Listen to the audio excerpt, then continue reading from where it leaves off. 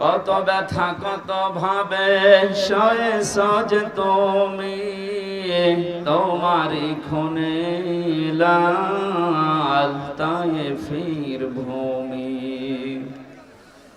ফেরেশতা এসে চায় ধ্বংসের হুকুম, লৌহ মাখা মোহাম্মদ প্রাণে হাসরাত। হে আল্লাহ ক্ষমা করো এ তায়েফবাসীর,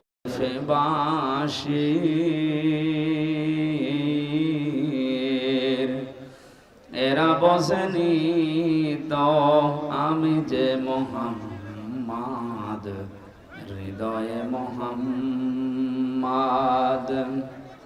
বাংলাদেশের ঐতিহ্যবাহী জেলা দিনাজপুর খানসামা থানার অন্তর্গত ডাঙ্গাপাড়া কায়েমপুর জমিদারনগর মাদ্রাসা ময়দানে ঐতিহাসিক তাফসিরুল কোরআন মাহফিলের স্বনামধন্য সভাপতি দরুদ আর সালাম পড়ছি আমাদের নবী মুহাম্মদ রাসূলুল্লাহ সাল্লাল্লাহু আলাইহি ওয়াসাল্লামের প্রতি। আমি এখানে একটা বিষয় ক্লিয়ার করে নিই কয়েক মিনিটে। যারা আল্লাহর বিধান মানেন এই ঘোষণা দিয়েছেন যে আমি নামাজ পড়ি, আমি রোজা রাখি, আমি হজ করে এসেছি, আমি দান সাদকা করি, এই যে চারটা বিধানের কথা বললাম, এই বিধানগুলো কার? আরো জোরে বলেন তো। নামাজের বিধান কি রাসূলুল্লাহ? রোজার বিধান রাসূলুল্লাহ? বলেন। হজ করা এটা কার বিধান? দান করা এটা কার বিধান? আপনি বলছেন আমি এগুলো মানি, আমিও জানি আপনি মানছেন, কিন্তু পরবর্তী যে আরেকটা শব্দ আছে ইমানের সাথে সম্পর্কিত, রিলেটেড করা, আল্লাহ যেখানে তার নাম দিয়েছেন সেখানে রাসূলের নাম দিয়েছেন। কথা বুঝতেছেন? এটা ক্লিয়ার করা লাগবে আজকে। জানি এখানে এরকম বহু চিন্তা ভাবনার মানুষ আছেন, এই আয়াতটা মিলে যাবে আমার আশা। ফেরাউনের নাম শুনেছি আমরা, না শোনেননি? ফেরাউনের নাম শোনেননি? এই লোকটা যখন ডুবে যাচ্ছিল ওই সময়ও বলেছে আন্নাহু লা ইলাহা ইল্লাল্লাযী আমানাত বিহি বানু ইসরাঈল ওয়া আনা মিনাল মুসলিমিন। সূরা ইউনূসের 90 নম্বর আয়াতের শেষের দিকে আছে। আল্লাহ বলেন যখন ডুবে যাচ্ছিল ওই সময় বলেছে আল্লাহ আমি ঈমান আনলাম। কিভাবে ওর ঈমানের সাক্ষ্য দিয়েছে? আন্নাহু লা ইলাহা ইল্লাল্লাযী আমানাত বিহি বানু ইসরাঈল, বনি ইসরাঈলরা যার উপর ঈমান এনেছে আমি তাকে বিশ্বাস করলাম। ওয়া আনা মিনাল মুসলিমিন, আমি তো মুসলমান, এরপরও আমি কেন বারবার ডুবি আর উঠি? ফেরেশতারা আমারে বারবার সবাই কেন? এখানে শিক্ষা দিয়েছে মুফাসসির যারা তাফসীর লিখেছেন এই আয়াতে, তারা বলেছেও কিন্তু আল্লাহর প্রতি একাত্মবাদের শিক্ষা দিয়েছিল, কিন্তু ওই জামানায় যিনি প্রেরিত পুরুষ, তার মানে নবী এবং রাসূল, তার নাম হযরতে মুসা, নাম কি? ও আল্লাহর ঘোষণা দিয়েছে, কিন্তু ওই জামানার যিনি নবী এবং রাসূল, আল্লাহ যাকে প্রেরিত পুরুষ করে পাঠিয়েছেন তাকে কিন্তু মানে নাই, ঘোষণাও দেয় নাই। ও যদি বলতো লা ইলাহা ইল্লাল্লাহ মুসা কালিমুল্লাহ, আল্লাহ ওই সময় মাফ করে দিত। তো শত ঘোষণা দিয়েছে আল্লাহর একাত্মবাদের, রিসালাতের ঘোষণা দেয়নি, এই জন্য আল্লাহ ওকে মাফ তো করেইনি। আল্লাহ ডাকও দিয়েছিলেন আল আন, এখন আকাদ আসাইতা ক্বাবলু ওয়া কুনতা মিনাল মুফসিদিন। এখন কেন? এর আগে তো তুমি বড় সন্ত্রাসী ছিলে, স্বৈরাচার ছিলে, ফাসাদ সৃষ্টিকারী ছিলে, হাজার হাজার লক্ষ মানুষকে তোমার কারণে আমি দুনিয়াতে শান্তি দিতে পারিনি, তুমি অশান্তির দাবানল তৈরি করে রেখেছিলে। এখন কেন? জিবরাইলকে বললেন ওর মুখের উপরে কাদা দিয়ে দে।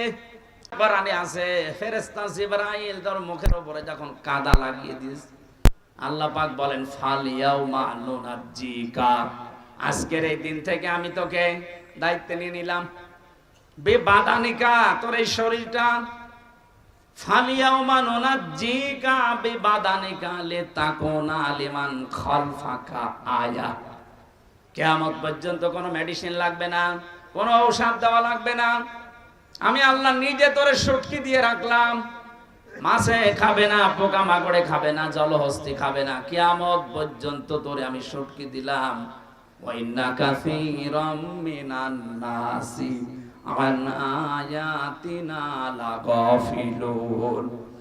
তোর পরবর্তী প্রজন্ম দুনিয়ায় যারা আসবে, তোকে আমি এমন ভাবে রাখবো, দুনিয়ার মানুষ তোকে দেখবে আর চিন্তা করবে অনেকে, কিন্তু শিক্ষা অধিকাংশ মানুষ নেবে না। আমার মনে হয় এখনো ফেরাউনের লাশটা মিশরে আছে, আমি দেখে এসেছি, এখনো যে অবস্থায় আছে এইভাবে আছে। এক একটা দাঁতের যে সাইজ, চুল এখন এক গাছা আছে। আপনি এখান থেকে আমি যেটা নেওয়ার জন্য বলছি বারবার, ও আল্লাহর একাত্মবাদের শিক্ষা দিয়েছিল, ঘোষণা দিয়েছিল, স্বীকার করেছিল, কিন্তু ওই জামানায় যিনি নবী এবং রাসূল রিসালাতের ঘোষণাও দেয়নি, এই জন্য আল্লাহ ওর ঈমান কবুল করেনি। আজ বাংলাদেশের দিকে তাকান, বহু মানুষ এখানে বসে আছেন, আল্লাহর বিধান আমি মানি না, আমি নামাজ পড়ি, রোজা রাখি, হজ করি, দান সাদকা করি, এগুলো বিধান কার? বলেন বলেন। কিন্তু এই জামানার যিনি প্রেরিত পুরুষ, সর্বশেষ নবী এবং রাসূল মুহাম্মাদুর তার আদর্শের কথা বলতে গেলে, হ্যাঁ তার আদর্শে 63 বছরের 23 বছর তার নবুয়তের জিন্দেগি, 13 বছর তিনি মক্কায় মার খেয়েছিলেন, এইটা অনেকে শুনতে রাজি আছে। এমনকি 13 বছরের জীবনী শুনে অনেকে কান্নাকাটিও করে, কিন্তু বিশ্ব নবীর জীবনের আরো যে 10 বছর মদিনার জীবন, তিনি রাষ্ট্রপতি ছিলেন, এই কথা বলতে গেলে কিছু মানুষ বলে রাজনীতি। আপনি আল্লাহর ঘোষণা মেনে নিচ্ছেন, কিন্তু রাসূলুল্লাহর রিসালাত আপনি মানেন না, আপনার মরণ হবে ওই ফেরাউনের মতো। আর আমার তো মনে হচ্ছে বাংলাদেশে এই প্রকার মানুষ এখন দিন দিন বেড়ে যাচ্ছে, এখানেও আছে। এখন আপনার বিবেকে যা বলে তাই করে। ফেরাউন যদি শুধু আল্লাহর হুকুম মেনে, রিসালাত না মেনে ও জাহান্নামী হয়ে যায়, আপনিও আল্লাহর হুকুম মানছেন, কিন্তু রাসূলুল্লাহর কথা মানতে গেলে আপনার নেতা বাদ দেওয়া লাগবে, আপনার আদর্শ বাদ দেওয়া লাগবে, আপনার অনেক কিছু দুনিয়ায় ছাড় দেওয়া লাগবে। কারণ আপনার মতো দুই হাতে কামায় নবীজি করেননি। অনেকে এলাকায় দেখলাম, শুনলাম, আসার পরে নাকি টাকা ছেড়ে রাখে, আর মাসে মাসে টাকা আসে। 1000 টাকা দিয়ে রাখে, 1000 টাকায় 1200 টাকা দেয়, 200 টাকা লাভ। নাকি এখনো শুরু হয়নি? আমি আসার পরে শুনেছি এটা একটা মায়ের সাথে জেনা করার গুনাহ। আপনি এইরকম গুনাহ করে আপনি কোনোদিন আল্লাহর মন পাবেন বলে আপনার মনে হয়? যে আপনি মায়ের সাথে জেনা করে আসলেন, এখন বলছেন আমি নামাজ পড়ছি, হবে?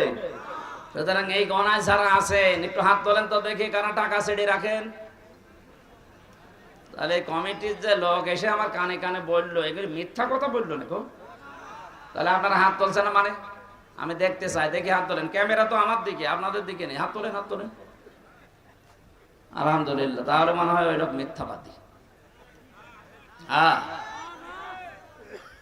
যদি এইরকম কাজে কেউ থাকে, না খেয়ে মারা যান ভাই, কিন্তু এইটার সাথে জড়িত হওয়া যাবে না, এটা বাদ দেওয়া লাগবে, এক্ষুনি বাদ দেওয়া লাগবে। কারা কারা বাদ দেবেন হাত তোলেন তো। এই যে বললাম না, আছে কয়েক,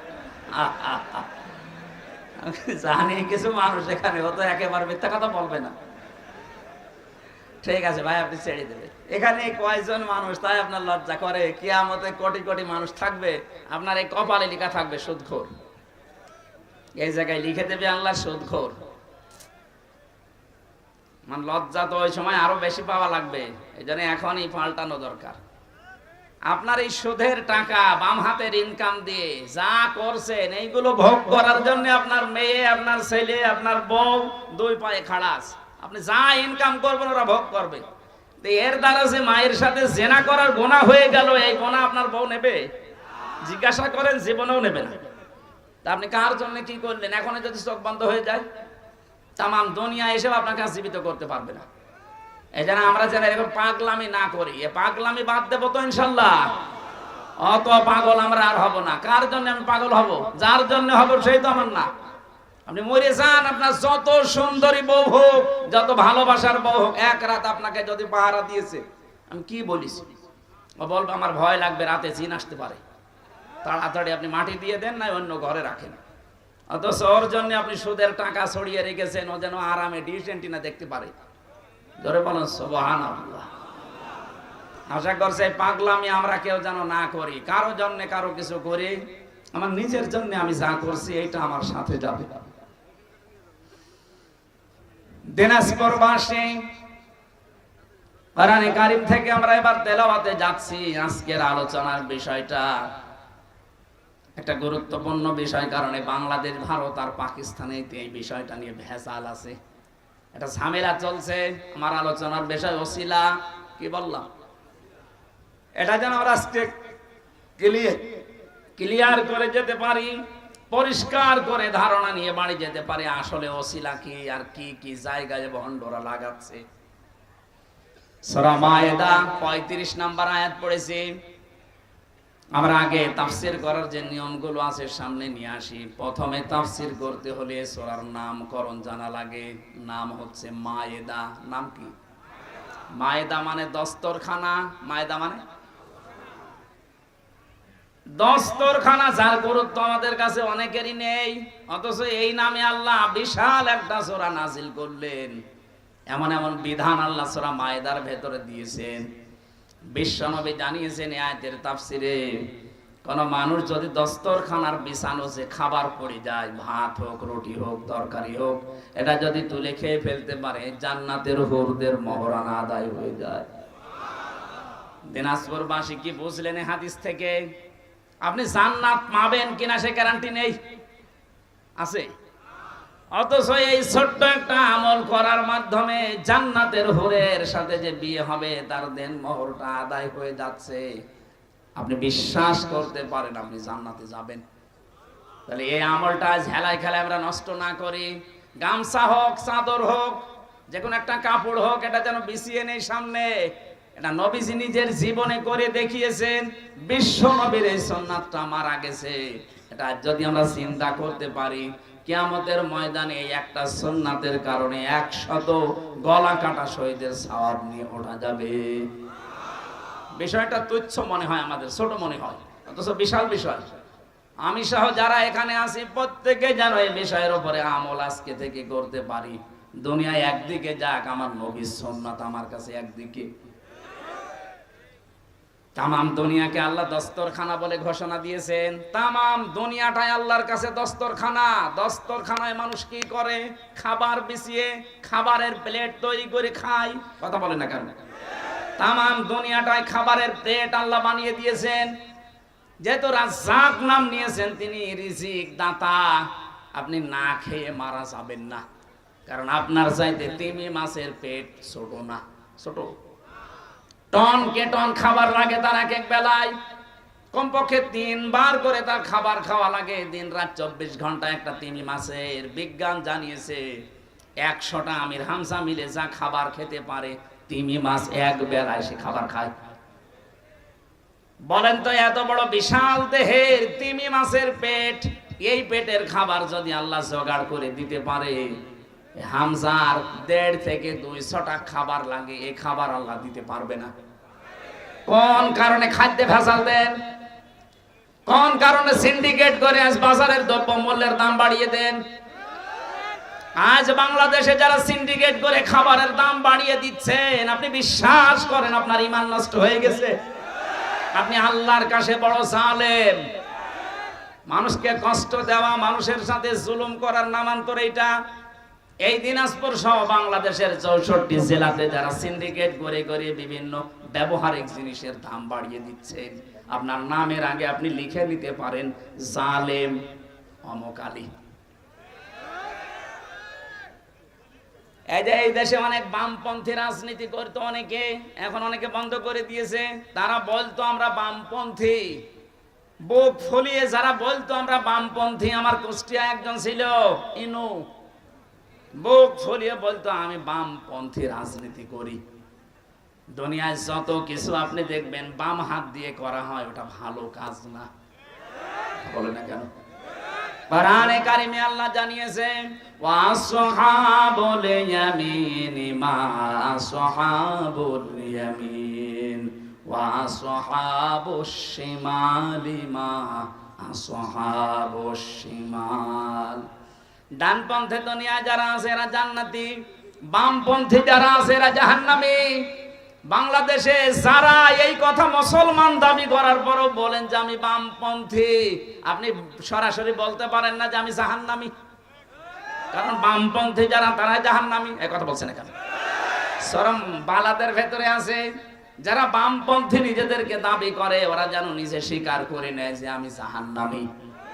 সুতরাং খাদ্যে যারা ভেজাল দিচ্ছেন, ঔষধ মেশান, কীটনাশক দেন, খাবারের দাম বাড়ানোর জন্য যারা সিন্ডিকেট করেন, আপনি বিশ্বাস করে লিখে নিতে পারেন আপনি জালেম। আর জালেমের বিরুদ্ধে আল্লাহ নিজে মামলা দায়ের করবেন।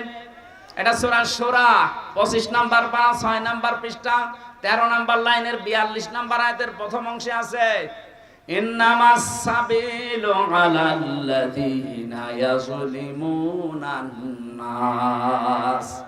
অবশ্যই আমি আল্লাহ মামলা দায়ের করব এই পৃথিবীর ওই মানুষটার বিরুদ্ধে যারা মানুষ হয়ে মানুষের উপরে জুলুম করেছে।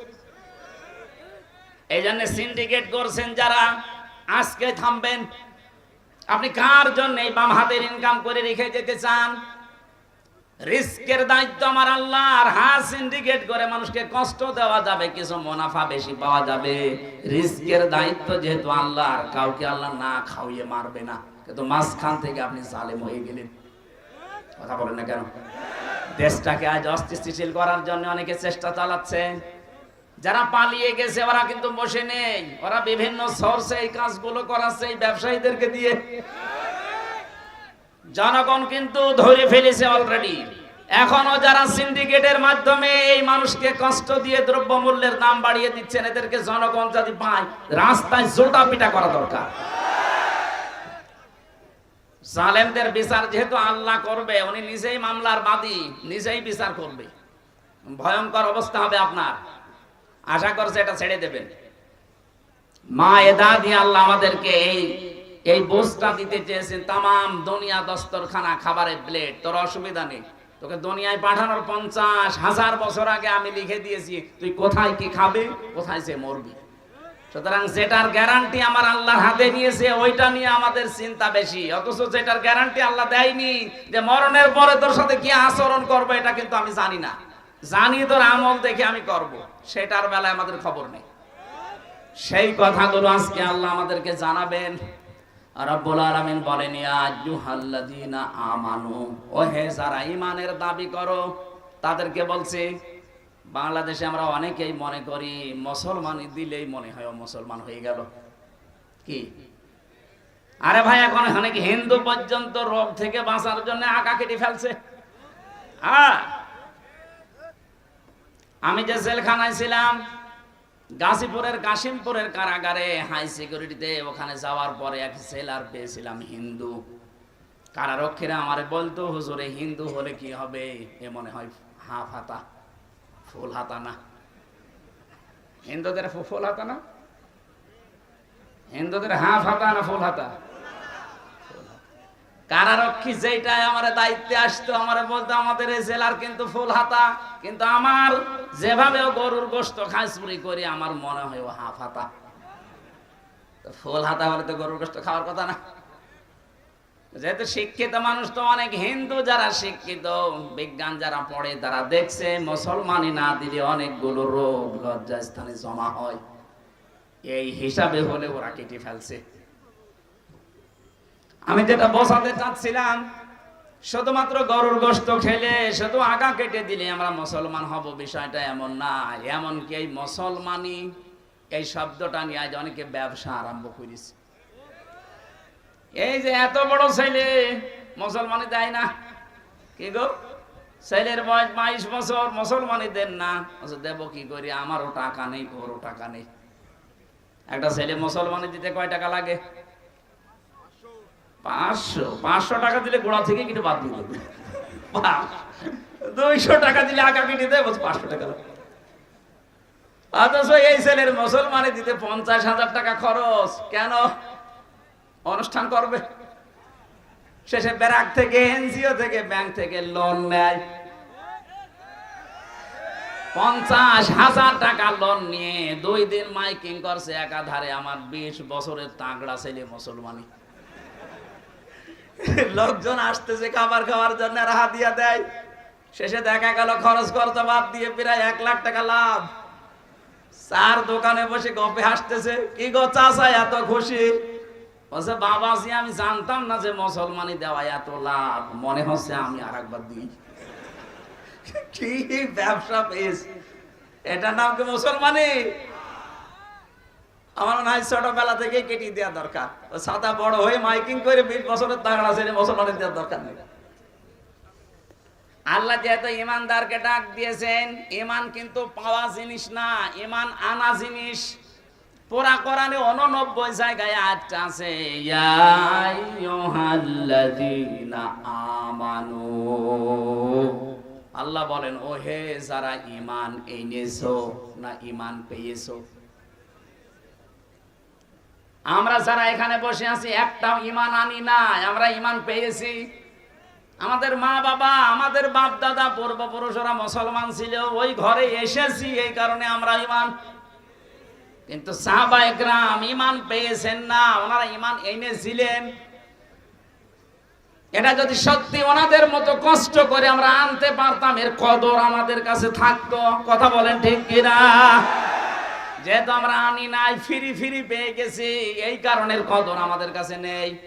আর যাদের কাছে আছে ওই মানুষগুলোকে আপনি বম মেরেও ঈমানের পথ থেকে সরাতে পারবেন না। আল্লাহ ঈমানদারকে ডাক দিয়ে 2টা বিষয় এখানে জানিয়েছেন। ইত্তাকুল্লাহ, আমি আল্লাহকে ভয় করার নীতি নাও। কি ভয়? এই যে তাকওয়া শব্দটা আমরা জন্মের পর থেকে শুনি, তাকওয়াটা কি? তাকওয়া একটা পাথেহ। নবীজিকে এক সাহাবী এসে বললেন, হে নবী আমি সফরে যাচ্ছি, আমার পাথেহ আপনি বলে দেন কি কি নিয়ে যেতে পারি। বিশ্ব নবী বললেন তাকওয়া। কি বললেন? তাকওয়া নামক যে পাথেহ আছে এইটা নিয়ে যাও। ডাক দিয়ে বলেন, হে নবী আপনি আরো কিছু পাথেহর কথা বলেন। নবীজি ডাক দিয়ে বলেন, হ্যাঁ পাথেহর আর একটা বিষয় আছে, তুমি ভালো কাজে আদেশ করবা, অন্যায় কাজে নিষেধ করবা। আর আমাদের কাছে কেউ যদি বলে আমি সৌদিতে যাচ্ছি, আমি ভারতে যাচ্ছি, আমাকে পাথেহর কথা কিছু বলেন, কি কি নেব, কি কি নেবা বুঝতে পারো না। নবীজি বলেছিলেন পাথেহ হিসাবে তাকওয়া নিয়ে যাও। এখানে তাকওয়াটা কি, পাথেহ এটা আসলে বোঝা লাগবে। তাকওয়া মানে আল্লাহর ভয়, এটা তো সহজ অর্থ। তাকওয়ার 99টা অর্থ আছে। তাকওয়ার আসল অর্থ হচ্ছে আল্লাহর নিষিদ্ধ কাজগুলো ওই মুহূর্ত থেকে ঘৃণা ভরে ছেড়ে দেওয়ার নাম তাকওয়া। এইটা আজ আমরা সারা জীবন শুনলেও মানতে পারি না। আল্লাহর নিষিদ্ধ কাজ যেখানে যেটা পাবেন আজকে থেকে শুধু ছেড়ে দেবেন, ওর নাম খৌফ। ওর নাম কি? শুধু ছেড়ে দেওয়া। আর যদি পায়খানার মতো ঘৃণা করে ছেড়ে দেওয়া হয়, ওর নাম তাকওয়া। আল্লাহর নিষিদ্ধ কাজ যে প্রকাশ্যে অপ্রকাশ্যে কোনো অশ্লীল দৃশ্য দেখা, এটা নিষিদ্ধ কাজ না? কোরআন শরীফে প্রায় 27 জায়গায় আছে, তোমরা প্রকাশ্যে হোক অপ্রকাশ্যে হোক অশ্লীল কোনো কাজের ধারে কাছে যাবা না। সুতরাং আজ ইন্টারনেটের মাধ্যমে, এই মোবাইলের মাধ্যমে, ফ্যাক্সের মাধ্যমে, কম্পিউটারের মাধ্যমে, আকাশ সংস্কৃতির মাধ্যমে পিন আপ করা পত্রিকা দিয়ে যারা এমন ওলট পালট কাজে আছেন, যেটা নিজে নিজে দেখলে ভালো লাগে আর অন্য কেউ দেখলে লজ্জা লাগে, এরকম দৃশ্য নেই? হ্যাঁ, কথা বলে না কেন? এগুলো নিষিদ্ধ কাজ। আলা তাকরাবুস জিনা ইন্নাহু কানা ফাহিশা ওয়া সাআ সাবিলা। জিনার ধারে কাছে যেও না। জিনা করা তো দূরের কথা, আল্লাহ কেন তার ধারে কাছের কথা বললেন? কারণ মানুষ একবারে লজ্জাস্থানের জিনা করে না, আগে সিস্টেমে যায়। প্রথমে হয়তো মোবাইলে কল দেয়, SMS করে, এরপরে ভিডিও কল, এরপরে আস্তে আস্তে এক জায়গায় হয়ে হাতের জেনা, মুখের জেনা, লজ্জা স্থান পর্যন্ত পৌঁছিয়ে যায়। সুতরাং যেগুলোর দ্বারা জেনা তৈরি হয়, এই উলট পালট সিনেমা দেখে, উলট পালট দৃশ্যগুলো দেখে মানুষকে শারীরিকভাবে দুর্বল করে যারা ফেলতে চায়, আমরা জানি এগুলো নিষিদ্ধ। সুতরাং এই মুহূর্তে শুধু ছেড়ে দেব না, ঘৃণা করে ছেড়ে দেব।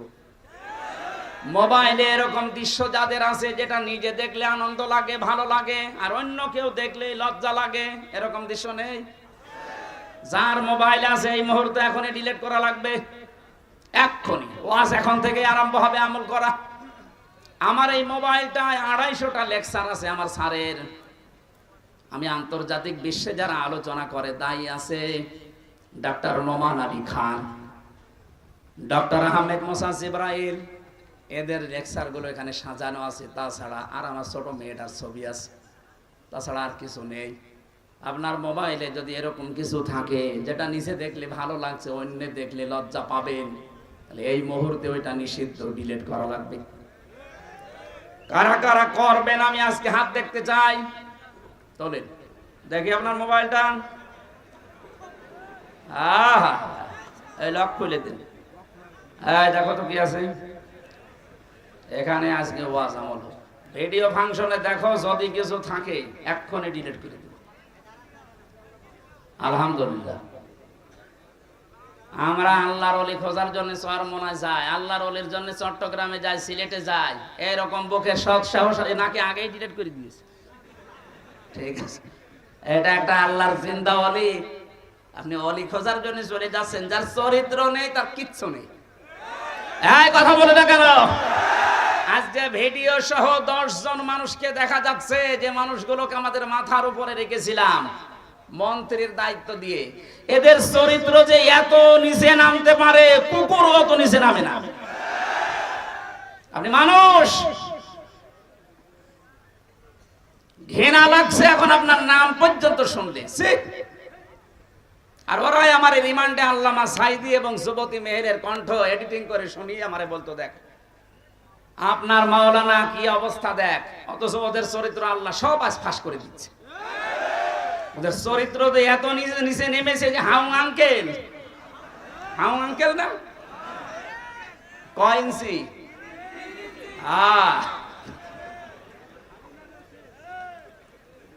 আজকের বক্তাও তো হাউ আঙ্কেল।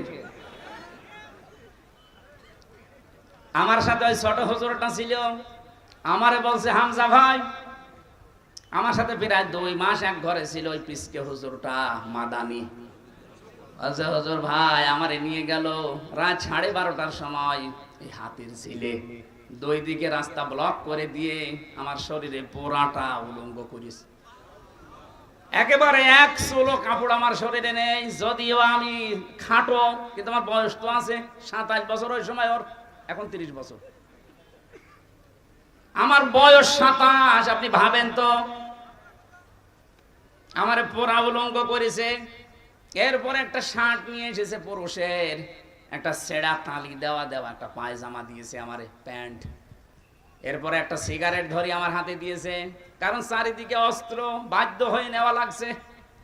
হঠাৎ করে একটা অর্ধ উলঙ্গ মেয়ে লোক নিয়ে এসে আমার পাশে দাঁড় করিয়ে বলছে, এর ঘাড়ে হাত দে। এইভাবে হাত আমি দিতে চাচ্ছিলাম না, জোর করে আমার হাত লাগিয়ে ছবি তুলতেছে।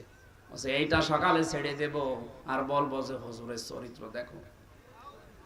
বলছে আমি এক এসআইকে ডাক দিয়ে বললাম, ভাই আপনারা যা করছেন এটা কি আমার হারুন স্যার জানে? জানে না মানে উনি তো করছে। আমি এত অসহায় ছিলাম ওই সময়, এমনিতেই মাজলুম মানুষ, চোখের পানি ফেলে দিয়ে বললাম, রব্বুল আলামিন আমার সাথে যা হচ্ছে তুমি তো দেখতে পাচ্ছ। মাজলুমের দোয়া শুনি কবুল হয় তোমার নবীর হাদিস। এই অবস্থায় আমি ওর জন্য বরদোয়া দিলাম, ও আমাকে যা করেছে আল্লাহ তুমি ওকে তাই করো। ঠিক আল্লাহ এই মাজলুম আলেমের দোয়া কবুল করে ওরে উলঙ্গ করে জাতির সামনে দেখিয়েছে। ওর যে 3 ইঞ্চি বাংলাদেশ না তাম দুনিয়ার মানুষ এখন জানে। বাইরের দেশগুলোতে, আমি কিছুদিন আগে ছিলাম সৌদি আরবে, মদিনা থেকে তাইফে যাচ্ছিলাম। যে ড্রাইভার আমার সাথে মদিনার স্থানীয় মানুষ, যাবার সময় আমারে বলছে, ইয়া হাজি ওল হজ্জা তাই না বিলাদুকা। ও হাজি দেশ কোথায়? জি তুমি বাংলাদেশ। আমি বাংলাদেশ থেকে এসেছি। আমার এবার আরবিতে একটা গালি দিচ্ছে, হারামি। হারামি মানে? তার মানে আপনার দেশে যে দায়িত্ব ছিল ওই মহিলা একটা হারামি। আমি মনে করলাম সাক আর কিছু বলবে না হয়তো। একটু পরে দেখছি আমারে বলছে, আরবিতে বলছে 3 ইঞ্চি। 3 ইঞ্চি মানে হারুন আঙ্কেল। ওরা ওরে চেনে না, কিন্তু 3 ইঞ্চি ওই লোকটাও জানে। সারা দুনিয়ায় মেয়েদের এখন জিকির হচ্ছে 3 ইঞ্চি 3 ইঞ্চি। ও রাস্তায় এখন বের হতে পারবে? লুকিয়ে আছে, বের তো হবে। আমার মনে হয় ওর অপরাধ যায়। এ দেশের জনগণ যদি ওরে একটু চিনতে পারে যে এটা হাউ আঙ্কেল, ওরে আঙ্কেল বানিয়ে ফেলবে। আজকে থেকে, এখন থেকে এই ওয়াজটা আমল করা লাগবে। আমি সহ যারা আছি প্রত্যেকে নিষিদ্ধ কাজ শুধু ছেড়ে দেব না। শুধু ছেড়ে দেওয়ার নাম খৌফ, শুধু ছেড়ে দেওয়ার নাম কি? আর ঘৃণা করে ছেড়ে দেওয়ার নাম হচ্ছে তাকওয়া। আল্লাহ আমাদেরকে খৌফ দিয়েছেন না তাকওয়া? বলেন বলেন।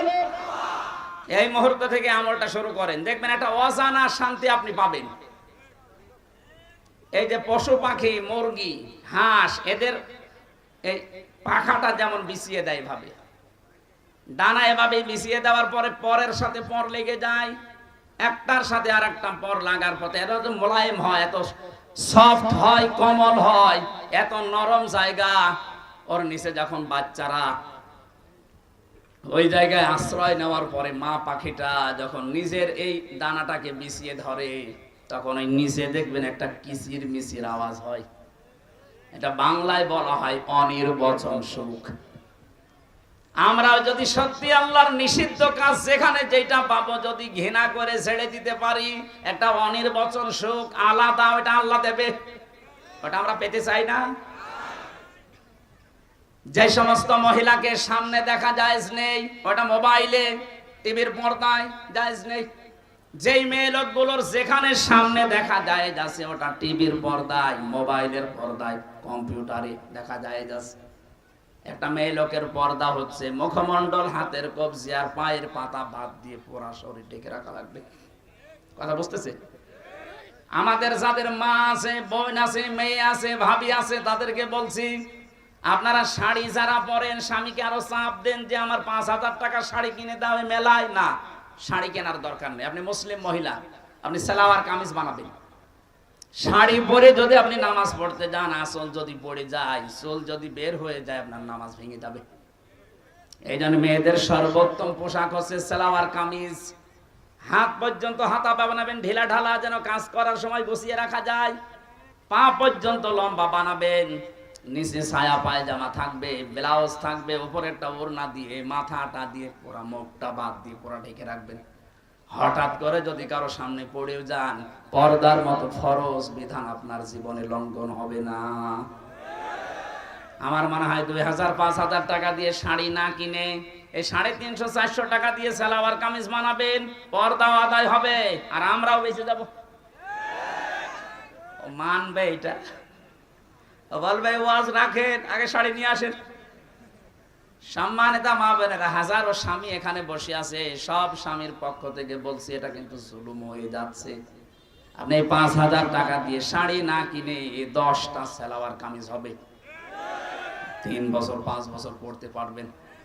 আপনার আখেরাত তৈরি হয়ে যাবে, আপনার স্বামীও বেঁচে যাবে, আল্লাহ বরকত দান করবে। আমিন। আমি শব্দের প্রথম ব্যাখ্যাটা এখানে 9টা পেয়েছি। কোন মানুষ যদি সত্যি তাকওয়া অবলম্বন করতে পারে, নবীজি যে বললেন তাকওয়ার পাতিহ নিয়ে যাও, তার মানে আপনাকে বুদ্ধিমত্তা নিয়ে চলা লাগবে। আজ এটা সবচাইতে বেশি প্রয়োজন বাংলাদেশে। যে ষড়যন্ত্র আরম্ভ হয়েছে, এখানে বুদ্ধিমত্তা ছাড়া টিকে থাকা সম্ভব না। ওই আলা ভোলা হয়ে থাকলে আপনি নিজে হারিয়ে যাবেন। কথা বুঝতেছেন? বুদ্ধিমত্তা লাগবে। তাকওয়ার অর্থ হচ্ছে বুদ্ধিমত্তা, চারিদিকে খেয়াল করে চলা। আপনি দেশের কোনো খবর রাখেন না, পরিবারের কোনো খবর নেই, সমাজের কোনো খবর নেই, আপনার এলাকার কোনো খবরও জানেন না। না, আপনার মতো পাগল দিয়ে আল্লাহর দরকার নেই। আপনার এমনিতেই পাবনায় রেখে আসা লাগবে। আপনি যত উপরে ওঠেন না কেন, আপনি যত বুজুর্গ দাবি করেন, আগে আপনাকে খোঁজ রাখা লাগবে, কাজে লাগানো লাগবে। যারা তাদের এই আকল, এই বুদ্ধিকে কাজে লাগায় না, এই মানুষগুলো জাহান্নামী। সূরা মুলকের 10 নম্বর আয়াতে আছে, আকালু লাউ কুন্না নাসমাউ আও নাকিলু মা কুন্না ফি আসহাবিস সাঈর। জাহান্নামে সাঈরের গেটে যখন মানুষ যাবে, দারওয়ান ফেরেশতা মালিক জিজ্ঞাসা করবে, কেন জাহান্নামে আসলে? এটা তো খারাপ জায়গা। যত মানুষ জাহান্নামে যাচ্ছে ওরা প্রত্যেকেই জবাব দেবে। দুনিয়ায় আমরা যদি ভালো ভালো যে কথাগুলো শুনেছিলাম ওগুলো যদি মেনে নিতাম, আর আমাদের আকল, আমাদের বুদ্ধি, কমন সেন্স যদি কাজে লাগাতাম, আর জাহান্নামে আসা লাগতো না। এই আয়াত দ্বারা প্রমাণ হয় যে মানুষগুলো তাদের বিবেক বুদ্ধি কাজে লাগাবে না, সে জাহান্নামে যাবে। আমরা যেন পাগলামি করে না থাকি, সচেতন হই। আহ্বান জানাচ্ছি, যারা পালিয়ে গেছে ওরা কিন্তু বসে নেই। বিশেষ করে এই যে সাবেকটা, মানে বাইরের দেশে এখন ছড়াচ্ছে, বিভিন্ন দেশে দাদা বাবুদের কাছে, মোড়লদের কাছে, যে আমি নির্বাচিত ছিলাম, আমাকে জনগণ উৎখাত করে দিয়েছে। না, এটা মিথ্যা কথা। এটা